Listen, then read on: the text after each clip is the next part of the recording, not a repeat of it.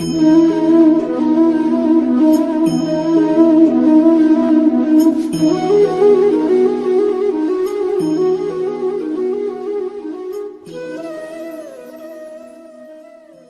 काल में एक ऋषि थे, मृगदल। उनका विवाह इंद्रसेना नाम की एक कन्या से हुआ, जो बाद में अपने पति के नाम से मुग्दलनी भी कहलाई। दुर्भाग्य से मुग्दल की मृत्यु विवाह के तुरंत बाद हो गई। तब इंद्रसेना को अपने पति के जाने का अपार दुख हुआ, किंतु उसे इस बात का भी दुख हुआ कि वह अपने वैवाहिक जीवन को पूर्ण रूप से नहीं भोग पाई। इसी कारण उसने भगवान शंकर की घोर आराधना की। जब महादेव प्रसन्न हुए तो इंद्रसेना ने उनसे एक वर मांगा। उन्होंने कहा कि अगले जन्म में उन्हें एक ऐसा पति चाहिए जो धर्म का ज्ञाता हो, अपार बलशाली हो, सर्वश्रेष्ठ धनुधर हो, संसार में सर्वाधिक सुंदर हो और जिसमें सहनशीलता की कोई सीमा ना हो। महादेव मुस्कुराए और उन्होंने इंद्रसेना से कहा कि एक ही पुरुष में इतने सारे गुण होना असंभव है। किंतु इंद्रसेना अपनी इच्छा पर अड़ी रही। वरदेही का 5 बार उच्चारण किया। तब महादेव ने उनसे कहा कि मनुष्य को वरदान सोच समझ कर ही मांगना चाहिए, अन्यथा उसका प्रतिकूलन प्रभाव देखने को मिलता है। तुमने मुझसे 5 बार 5 अलग अलग गुणों के पति की कामना की है, इसी कारण तुम्हें अगले जन्म में तुम्हें इन्हीं गुणों के 5 पति प्राप्त होंगे। यह कहकर भगवान शंकर अंतर्ध्यान हो गए। समय बीतता रहा। महर्षि भारद्वाज के आश्रम में प्रशस्त पुत्र द्रुपद एवं स्वयं भारद्वाज पुत्र द्रोण में घनिष्ठ मित्रता हो गई। खेल खेल में द्रुपद ने द्रोण से कहा कि जब वे राजा बनेगा तो अपना आधा राज्य द्रोण को देगा। जब दोनों बड़े हुए तो द्रुपद को अपने पिता से पांचाल का राज्य मिल गया और द्रोण एक निर्धन ब्राह्मण के रूप में अपने दिन बिताने लगा। एक दिन ऐसा भी आया जब द्रोण की पत्नी कृपि के पास अपने पुत्र अश्वत्थामा को पिलाने हेतु दूध नहीं था। तब द्रोण द्रुपद के राज्य में पहुँचे और उन्हें मित्र कहकर संबोधित किया। इस पर द्रोण ने भरी सभा में उनका अपमान किया। तब उसका प्रतिशोध लेने के लिए द्रोण ने भगवान परशुराम से शिक्षा ली और हस्तिनापुर के राजगुरु के पद पर आसीन हुए। जब कौरवों और पांडवों की शिक्षा समाप्त हुई तो द्रोण ने गुरु दक्षिणा में द्रुपद को मांग लिया। कौरवों के असफल होने के बाद अंततः पांडवों ने विजय प्राप्त की और अर्जुन ने द्रुपद को बंदी बनाकर द्रोण के समक्ष किया। द्रोण ने पांचाल का विभाजन करके उत्तरी पांचाल का राजा अश्वत्थामा को बना दिया। दक्षिण पांचाल द्रुपद के पास ही रहा। द्रुपद की 2 संतानें थीं। ज्येष्ठ थी शिखंडिनी, जिसने बाद में पुरुषत्व प्राप्त किया और शिखंडी कहलाई, एवं सत्यजीत।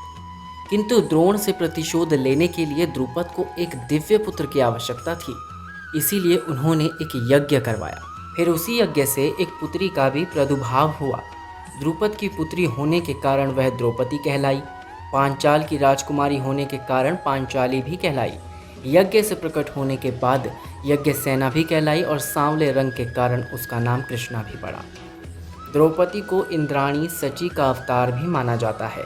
कहा जाता है कि समस्त संसार में उससे सुंदर स्त्री कोई नहीं थी। उसकी चंद्रमुखी पुत्री के विवाह के लिए द्रुपद ने एक महान यज्ञ करवाया। साथ ही द्रुपद ने अर्जुन का पराक्रम देखा था और वे चाहते थे द्रौपदी को अर्जुन जैसा ही पति मिले। इसी कारण द्रुपद ने एक अत्यधिक कठिन धनुर्विद्या की प्रतियोगिता रखवाई, जिसमें ऊपर घूमती हुई मीन के नेत्र को नीचे रखे तेल में उसका प्रतिबिंब देखकर बींधना था।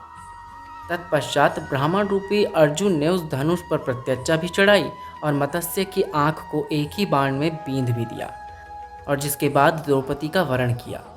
उस समय तक द्रौपदी को यह नहीं पता था कि उसका पति सर्वश्रेष्ठ धनुधर अर्जुन है। स्वयंवर के बाद जब द्रौपदी 5 भाई के साथ आश्रम पहुंची तो उन्होंने परिहास में ही अपनी माता कुंती से यह कह दिया कि वे दान में एक अद्भुत वस्तु लेकर आए हैं। तब कुंती ने बिना देखे ही अनायास ये कह दिया, उसे 5 भाई बराबर आपस में बांट ले। अब उनके समक्ष एक घोर संकट आ गया। भला एक कन्या को 5 पुरुष कैसे बांट सकते हैं? तभी महर्षि व्यास और श्री कृष्ण वहां पहुंचे और द्रौपदी को धर्मपूर्वक 5 पांडवों से विवाह करने को कहा। साथ ही उन्होंने जटिला नामक एक सती स्त्री का उदाहरण भी दिया। उन्होंने बताया कि इस स्त्री ने 5 पुरुषों से विवाह किया था।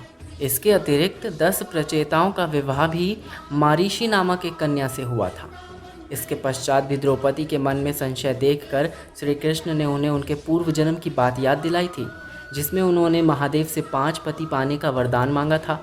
उसी वरदान के फलस्वरूप धर्म के प्रतीक युधिष्ठिर, महाबली भीम, परशुराम के समान पराक्रमी अर्जुन और अद्भुत शौर्य के धनी नकुल और अपार सहन शक्ति के स्वामी सहदेव उन्हें पति के रूप में प्राप्त हुए थे। तब द्रौपदी ने कहा वो किस प्रकार से पवित्र रहकर 5 पतियों के साथ धर्मपूर्व रह सकती है। इस दुविधा को समझते हुए महर्षि व्यास ने द्रौपदी को चिरकुमारी होने का वरदान दिया। उन्होंने कहा कि प्रत्येक रात्रि के बाद उसका कौमार्य पुनः अक्षत हो जाएगा, जिससे वह पवित्र भाव से अपने सभी पतियों के साथ रह सकती है। इसी कारण उन्हें पंचकन्याओं में भी स्थान मिला। जब पांडव द्रौपदी के साथ हस्तिनापुर लौटे और इंद्रप्रस्थ का विभाजन हुआ, तब देवर्षि नारद युधिष्ठिर से मिलने आए। तब उन्होंने सुंद और उपसुंद की कथा सुनाई और कहा कि उन्हें एक नियम बनाना चाहिए, जिससे द्रौपदी एक समय में एक ही पांडव के साथ 1 वर्ष तक रह सके। पांडवों ने उनके इस प्रस्ताव को स्वीकार किया। भूलवश उसी अनुबंध का उल्लंघन करने पर अर्जुन को 12 वर्ष वनवास में बिताने पड़े। द्रौपदी को पांडवों से एक पुत्र प्राप्त हुए। युधिष्ठिर से प्रतिविंध्य, भीम से सुतसोम, अर्जुन से श्रुतकर्म, नकुल से शतानीक एवं सहदेव से श्रुतसेन। ये सभी उप पांडव कहलाए। दुर्भाग्य से अश्वत्थामा ने इन सभी का वध कर दिया था। इसके बाद वो प्रसंग भी आया जब कुरुकुल में द्रौपदी का भयानक अपमान हुआ। जब पांडव धूत में परास हुए तो द्रौपदी भी उसमें हारी जा चुकी थी। सभा में दुर्योधन ने आदेश पर दुशासन से सती द्रौपदी के चीरहरण का प्रयास किया और तब श्री कृष्ण ने द्रौपदी की लाज बचाई। उसी सभा में द्रौपदी ने अपने केशों को तब तक खुला रखने की प्रतिज्ञा ली जब तक कौरवों का नाश नहीं हो जाता। तत्पश्चात जब पांडवों को वनवास मिला तो भी द्रौपदी ने एक सती की भांति ही उनका अनुसरण किया। द्रौपदी के पूर्ण कर्मों के प्रभाव के कारण भगवान सूर्य नारायण ने उन्हें एक अक्षय पात्र प्राप्त किया, जिसका भोजन द्रौपदी के भोजन करने तक कभी समाप्त नहीं होगा। उसी की सहायता से वन में रहते हुए भी पांडव ऋषियों की सेवा और सत्कार करने में सक्षम हुए। वनवास के समय ही द्रौपदी का हरण दुशला के पति जयद्रथ ने कर लिया। भीम और अर्जुन ने उससे मुक्त करवाया और युधिष्ठिर ने जयद्रथ को दंडित कर उसे मुक्त कर दिया। वनवास की समाप्ति पर अगला 1 वर्ष पांडवों ने गुप्तवास में बिताया। युधिष्ठिर ने कंक, भीम ने बल्लभ, अर्जुन ने बृहनल्ला, नकुल ने ग्रंथिक, सहदेव ने तंतिपाल एवं द्रौपदी ने सैरंध्य के नाम से मत्स्य राज विराट के दास के रूप में अपने दिन बिताए। किंतु द्रौपदी के दुर्भाग्य ने यहाँ भी उसका पीछा नहीं छोड़ा और विराट के साले कीचक की दृष्टि सैरंधी पर पड़ी। उसकी शिक्षा के लिए भीम ने कीचक और उसके 104 भाइयों जो उप कीचक कहलाते थे उनका वध कर दिया। अज्ञातवास के अंतिम दिनों में ही अर्जुन ने कौरव सेना को विराट युद्ध में परास्त किया और तत्पश्चात अपना राज्य न मिलने पर महाभारत युद्ध हुआ। महाभारत युद्ध के 14वें दिन भीम ने दुशासन का वध किया और उस समय रक्त के प्रक्षालन कर अंततः द्रौपदी ने अपने केश बांधे। युद्ध के 36 वर्षों तक युधिष्ठिर ने हस्तिनापुर पर राज किया और द्रौपदी पटरानी के पद पर आसीन हुई। संसार की श्रेष्ठ सतियां जैसी रुक्मणी एवं सत्यभामा भी द्रौपदी को अपना आदर्श मानती थीं। एक प्रसंग आता है जब सत्यभामा द्रौपदी से पूछती है कि वे किस प्रकार पांडवों को अपने वश में रखती है। यह सुनकर द्रौपदी उनसे कहती है कि कोई भी सती स्त्री अपने पति को अपने वश में रखने का प्रयास नहीं करती। तत्पश्चात सत्यभामा लज्जित होकर उससे क्षमा मांगती है और तब द्रौपदी उससे सती धर्म की शिक्षा देती है। इस तरह से द्रौपदी 1000 बार अपमानित होने के बाद भी सती कहलाई और अपने पतिव्रता धर्म को धर्मपूर्वक पूर्ण किया, जिसके लिए चिरकाल तक हमेशा द्रौपदी को याद किया जाता है। एक पतिव्रता नारी और एक सती स्त्री के रूप में पूजा भी जाता है।